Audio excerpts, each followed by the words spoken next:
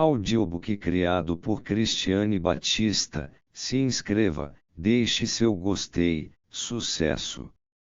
O tema dos 3 escrínios, 1913. Sigmund Freud. Nota do editor inglês. A presente tradução inglesa baseia-se na de 1925. A correspondência de Freud, citada em Jones, 1955, 405, mostra que a ideia subjacente a este artigo ocorreu-lhe em junho de 1912, embora o trabalho só fosse publicado um ano depois. Em carta a Ferenczi de 7 de julho de 1913, ele relacionou a determinante subjetiva do artigo com suas 3 filhas, Freud, 1960a. O tema dos 3 escrínios. 1. 2 cenas de Shakespeare, uma de uma comédia e a outra de uma tragédia, proporcionaram-me ultimamente ocasião para colocar e solucionar um pequeno problema. A primeira destas cenas é a escolha dos pretendentes entre os 3 escrínios, em O Mercador de Veneza. A bela e sábia Portia está comprometida, a pedido do pai, a tomar como marido apenas aquele de seus pretendentes que escolha o escrínio certo entre os 3 que se lhe acham à frente.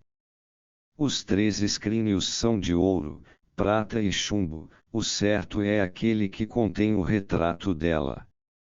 2 pretendentes já partiram sem sucesso, escolheram ouro e prata. Bassanio, o terceiro, decide-se em favor do chumbo, assim ganha a noiva, cuja afeição já era sua antes do julgamento da fortuna. Cada um dos pretendentes dá os motivos para sua escolha num discurso em que louva o metal que prefere e deprecia os outros 2. A tarefa mais difícil compete assim ao afortunado terceiro pretendente, o que ele encontra para dizer em glorificação do chumbo, contra o ouro e a prata, é pouco e tem um cunho forçado. Se, na clínica psicanalítica, nos defrontássemos com tal discurso, suspeitaríamos que haveria motivos escondidos por trás das insatisfatórias razões apresentadas. Shakespeare não inventou este oráculo da escolha de um escrínio, tirou-o de uma história das Gesta Romanorum, no qual uma moça tem de fazer a mesma escolha para conquistar o filho do imperador. Também aqui o terceiro metal, o chumbo, é o portador da fortuna. Não é difícil adivinhar que temos aqui um tema antigo, que exige ser interpretado, explicado a sua origem. Uma primeira conjectura quanto ao significado desta escolha entre ouro, prata e chumbo é rapidamente confirmada por uma afirmação de Stucken, que efetuou um estudo do mesmo material num amplo campo. Escreve ele, a identidade dos 3 pretendentes de Portia fica clara por sua escolha. O príncipe de Marrocos escolhe o escrínio de ouro, ele é o sol. O príncipe de Aragão escolhe o escrínio de prata, ele é a lua. Bassanio escolhe o escrínio de chumbo, ele é o filho da estrela. Em apoio de sua explicação, cita um episódio da epopeia folclórica estoniana, Kalevipoeg, no qual os 3 pretendentes aparecem sem disfarce como os filhos do sol, da lua e estrelas, o último sendo o filho mais velho da estrela polar, e, mais uma vez, a noiva cabe ao terceiro. Assim nosso pequeno problema conduziu-nos a um mito astral.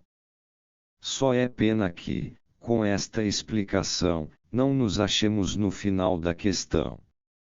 Ela não está exaurida, pois não partilhamos da crença de alguns pesquisadores de que os mitos foram lidos nos céus e trazidos à Terra. Estamos mais inclinados a julgar, com Otto Reck, que eles foram projetados para os céus após haverem surgido alhures, sob condições puramente humanas. É neste conteúdo humano que reside nosso interesse. Examinemos novamente nosso material. Na épica estoniana, tal como no conto oriundo das Gesta Romanorum, o tema é uma moça que escolhe entre 3 pretendentes. Na cena de O Mercador de Veneza, o assunto é aparentemente o mesmo, mas, ao mesmo tempo, nele aparece algo com o caráter de uma inversão do tema. Um homem escolhe entre 3 escrínios. Se aquilo em que estamos interessados fosse um sonho, ocorrer-nos-ia em seguida que os escrínios são também mulheres, símbolos do que é essencial na mulher, e portanto da própria mulher, como arcas, cofres, caixas, cestos etc. Se corajosamente presumirmos que há substituições simbólicas do mesmo tipo também nos mitos, então a cena do escrínio em O Mercador de Veneza tornar-se realmente a inversão que suspeitamos. Com um aceno de varinha de condão, como se estivéssemos num conto de fadas, despojamos de nosso tema a indumentária astral e agora percebemos que ele é um tema humano, a escolha de um homem entre 3 mulheres. Este mesmo conteúdo, porém, pode ser encontrado noutra cena de Shakespeare, num de seus dramas mais poderosamente comoventes, não a escolha de uma noiva desta vez, mas ligada por muitas semelhanças ocultas à escolha do escrínio em O Mercador de Veneza. O velho rei Lear resolve dividir seu reino, enquanto ainda se acha vivo, entre as 3 filhas, em proporção à quantidade de amor que cada uma delas expressar por ele. As 2 mais velhas, Goneril e Regan, exaurem-se em asseverações e louvores de seu amor por ele. A terceira, Cordélia, recusa-se a fazê-lo. Ele deveria ter reconhecido o despretensioso e mudo amor da terceira filha e o recompensado, mas não o faz. Repudia Cordélia e divide o reino entre as outras 2, para sua própria ruína e ruína geral.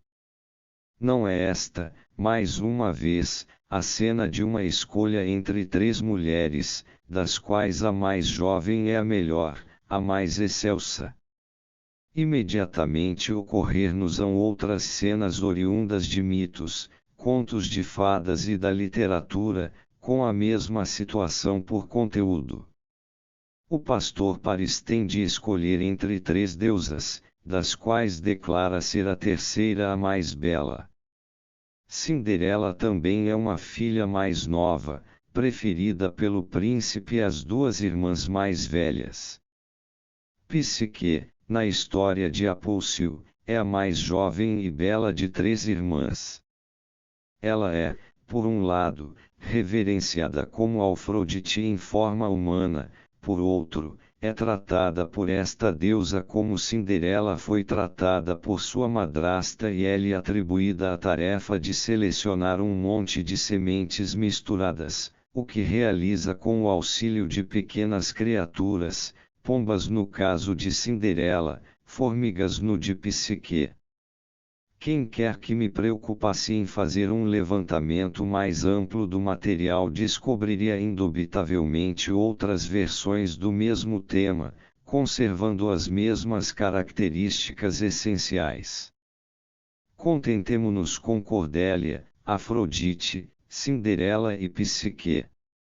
Em todas as histórias, as 3 mulheres, das quais a terceira é a mais excelsa, devem seguramente ser encaradas como de certo modo semelhantes, se são representadas como irmãs. Não devemos deixar-nos desencaminhar pelo fato de a escolha de Lear ser entre 3 filhas, isto pode não representar nada mais do que ele ter de ser representado como um velho. Um velho não pode escolher muito bem entre 3 mulheres, de nenhuma outra maneira. Assim, elas se tornaram suas filhas. Mas quem são estas 3 irmãs e por que deve a escolha recair na terceira? Se pudermos responder esta pergunta, estaremos na posse da interpretação que estamos buscando. Já fizemos anteriormente uso de uma aplicação da técnica psicanalítica, quando explicamos os 3 escrínios simbolicamente como 3 mulheres. Se tivermos a coragem de proceder da mesma maneira, estaremos iniciando um caminho que nos levará primeiro a algo inesperado e incompreensível, mas que talvez, por uma estrada indireta, nos conduzirá a um objetivo. Deve impressionar-nos que esta excelsa terceira mulher tenha, em diversos casos, certas qualidades peculiares, além de sua beleza. São qualidades que parecem tender no sentido de algum tipo de unidade e não devemos por certo esperar encontrá-las igualmente bem assinaladas em todos os exemplos. Cordélia torna-se irreconhecível, indistinguível como o chumbo, permanece muda, ama e cala. Cinderela se esconde de maneira a não ser encontrada. Podemos talvez permitir-nos igualar ocultamento e mudez. Estes, naturalmente, seriam apenas 2 exemplos, dos 5 que escolhemos. Mas há uma insinuação da mesma coisa a ser encontrada, de modo bastante curioso, em 2 outros casos. Decidimos comparar Cordélia, com sua recusa obstinada, ao chumbo. No breve discurso de Bassanio, enquanto está escolhendo o escrínio, diz ele do chumbo, sem, de maneira alguma, conduzir a fala para a observação. Tua palidez comove-me mais que a eloquência. Quer dizer, tua simplicidade comove-me mais que a natureza espalhafatosa dos outros 2. Ouro e prata são gritantes, o chumbo é mudo, na verdade, como Cordélia, que ama e cala. Nos antigos relatos gregos do julgamento de Paris, nada se diz de tal reticência por parte de Afrodite. Cada uma das 3 deusas fala ao jovem e tenta conquistá-lo através de promessas. Mas, de modo bastante esquisito, num tratamento inteiramente moderno da mesma cena, esta característica da terceira, que nos impressionou, faz seu aparecimento de novo. No libreto de La Belle Hélène, de Offenbach, Paris, após falar das solicitações das outras 2 deusas, descreve a conduta de Afrodite na competição pelo prêmio da beleza, Latroisime,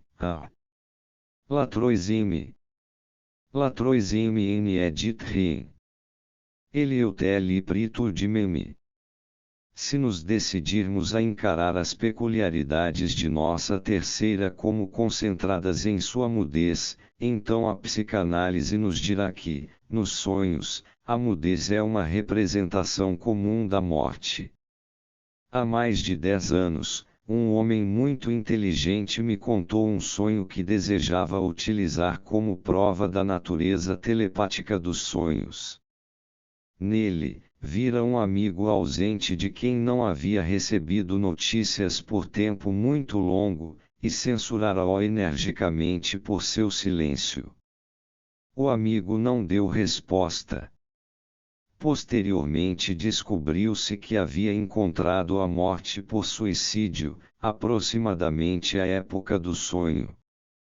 Permitam-nos deixar o problema da telepatia de lado. Entretanto, não parece haver qualquer dúvida de que aqui a mudez no sonho representava a morte. Esconder-se e não ser encontrado, algo com que o príncipe se defronta por 3 vezes na história de Cinderela, constitui outro símbolo inequívoco de morte nos sonhos, assim também um pallor acentuado, do qual a palidez do chumbo em determinada variante do texto shakespeariano é um lembrete. ser-nos-ia muito mais fácil transpor estas interpretações da linguagem dos sonhos para a modalidade da expressão empregada no mito que agora está sendo considerada, se pudéssemos fazer parecer provável que a mudez deve ser interpretada como sinal de estar morto, em outras produções que não os sonhos. Neste ponto, escolheria a nona história dos contos de fadas de Grimm, a que tem o título de Os 12 Irmãos. Um rei e uma rainha têm 12 filhos, todos rapazes.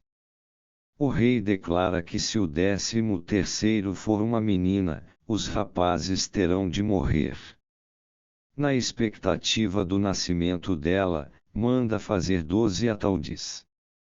Com o auxílio da mãe, os 12 filhos buscam refúgio numa floresta escondida e juram dar morte a qualquer moça que possam encontrar. Nasce uma menina, cresce e sabe um dia, por sua mãe, que teve 12 irmãos.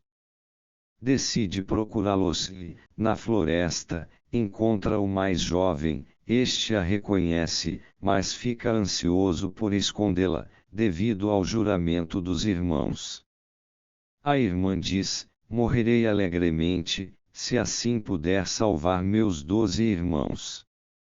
Estes a acolhem afetuosamente, porém, e ela fica com eles, tomando conta da casa. Num pequeno jardim ao lado da casa crescem 12 lírios. A moça os colhe e dá um a cada irmão. Nesse momento, os irmãos são transformados em corvos e desaparecem, junto com a casa e o jardim. Corvos são pássaros espíritos, a morte dos 12 irmãos pela irmã é representada pela colheita das flores, tal como é, no começo da história, pelos ataúdes e pelo desaparecimento dos irmãos. A moça, que mais uma vez está pronta a salvar os irmãos da morte, é dito então que, como condição, ela deve ficar muda por 7 anos e não pronunciar uma só palavra. Ela se submete ao teste, que a coloca em perigo mortal, isto é, ela própria morre pelos irmãos, como prometera fazer antes de encontrá-los. Por permanecer muda, consegue finalmente libertar os corvos. Na história de Os 7 Cisnes, os irmãos que foram transformados em pássaros são libertados exatamente da mesma maneira, são restituídos à vida pela mudez da irmã. A moça tomou a firme resolução de liberar os irmãos, mesmo que isso lhe custasse a vida, e mais uma vez, sendo esposa do rei, arrisca a própria vida ao recusar-se a abandonar sua mudez, a fim de defender-se contra acusações perversas. Seria certamente possível coligar outras provas, nos contos de fadas, de que a mudez deve ser compreendida como representando a morte. Estas indicações levar-nos-iam a concluir que a terceira das irmãs entre as quais a escolha é feita é uma morta. Mas ela pode ser também algo mais, a saber, a própria morte, a deusa da morte.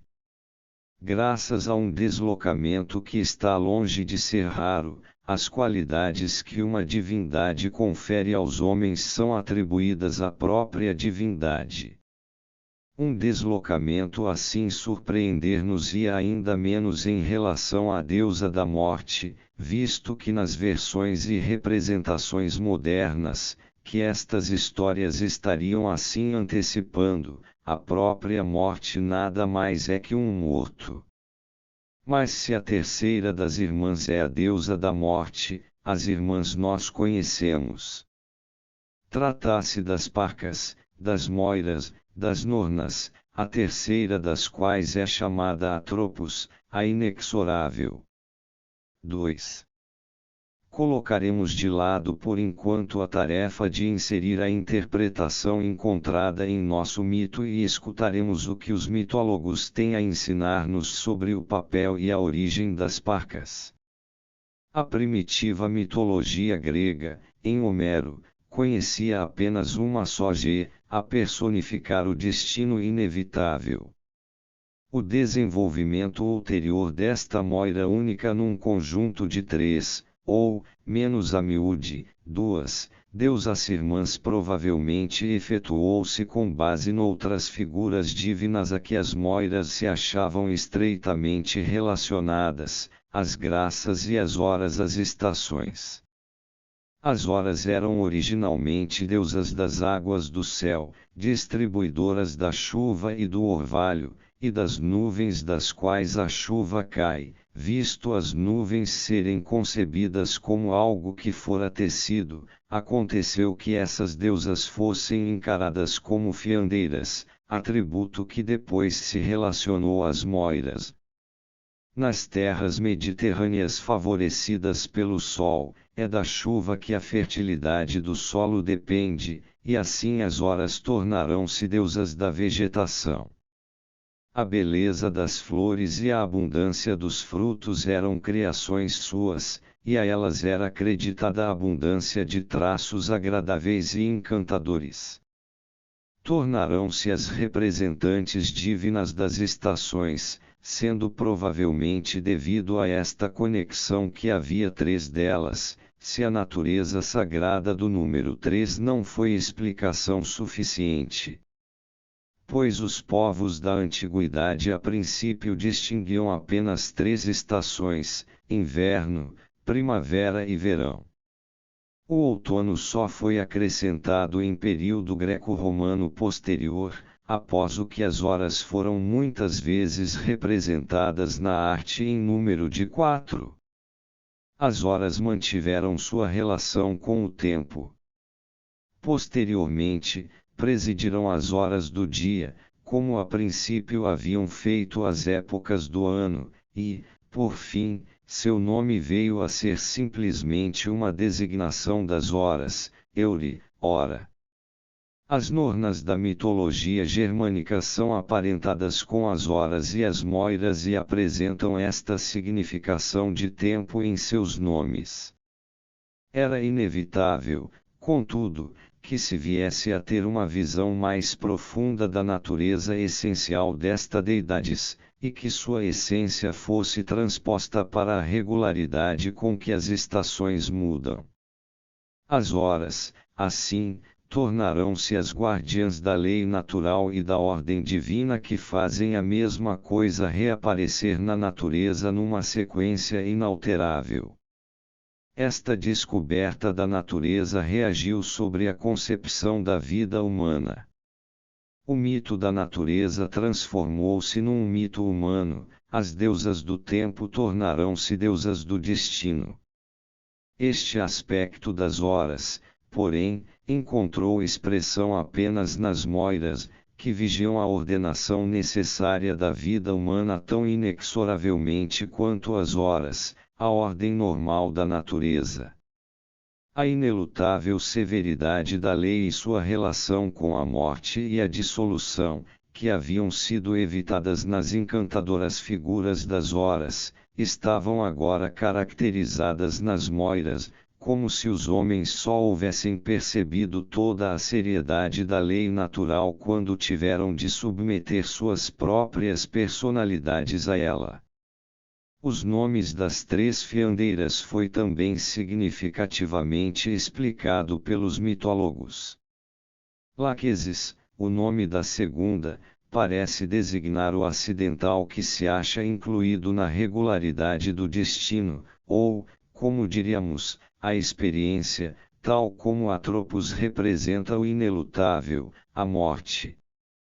A Cloto sobraria então significar a disposição inata, com suas implicações fatídicas. Mas já é tempo de retornar ao tema que estamos tentando interpretar, o tema da escolha entre três irmãs. Ficaremos profundamente desapontados em descobrir quão ininteligíveis se tornam as situações sob exame e que contradições resultam de seu conteúdo aparente, se aplicarmos a elas a interpretação que descobrimos. segundo nossa suposição, a terceira das irmãs é a deusa da morte, a própria morte. Mas no julgamento de Paris ela é a deusa por sua beleza, em O Mercador de Veneza, é a mais bela e sábia das mulheres, no Rei Lear, é a única filha leal. Podemos perguntar se pode existir contradição mais completa. Talvez, por improvável que possa parecer, haja outra ainda mais completa ao alcance da mão. Na verdade, certamente existe, visto que, onde quer que nosso tema ocorra, a escolha entre as mulheres é livre e no entanto recai na morte. Afinal de contas, ninguém escolhe a morte e é apenas por fatalidade que se tomba vítima dela. Entretanto, contradições de um certo tipo, substituições pelo contrário exato, não oferecem dificuldade séria ao trabalho da interpretação analítica.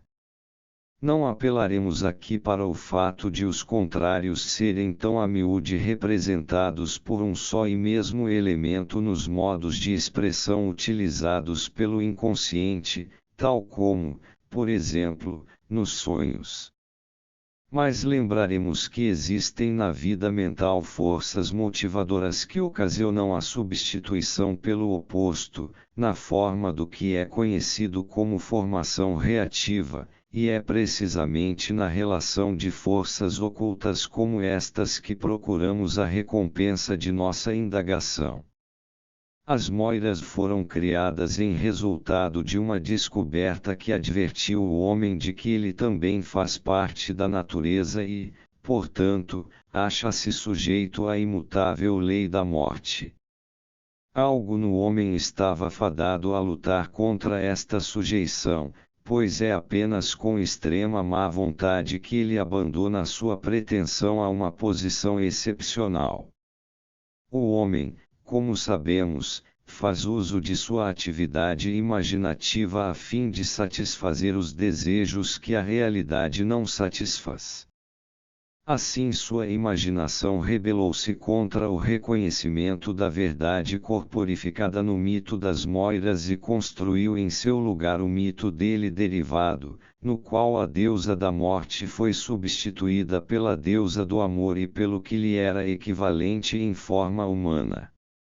A terceira das irmãs não era mais a morte, era a mais bela, a melhor, a mais desejável e amável das mulheres.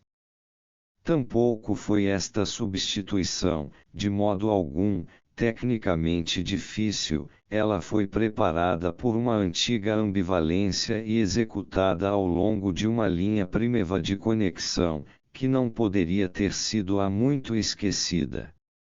A própria deusa do amor, que agora assumirá o lugar da deusa da morte, fora outrora idêntica a ela.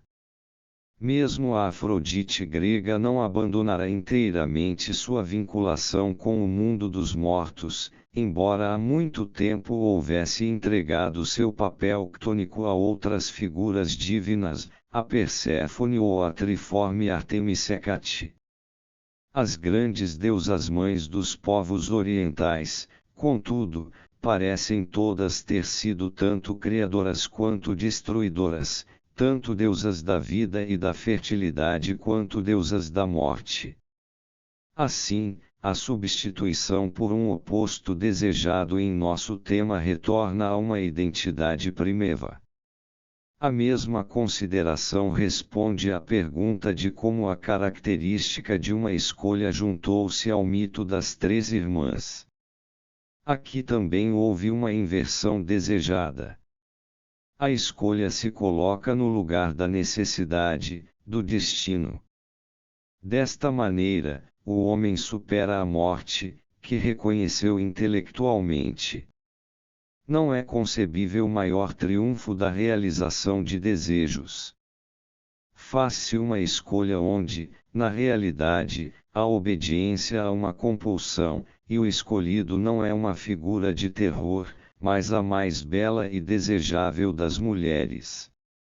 Numa inspeção mais chegada observamos, sem dúvida, que o mito original não é tão completamente deformado que traços dele não apareçam e revelem sua presença.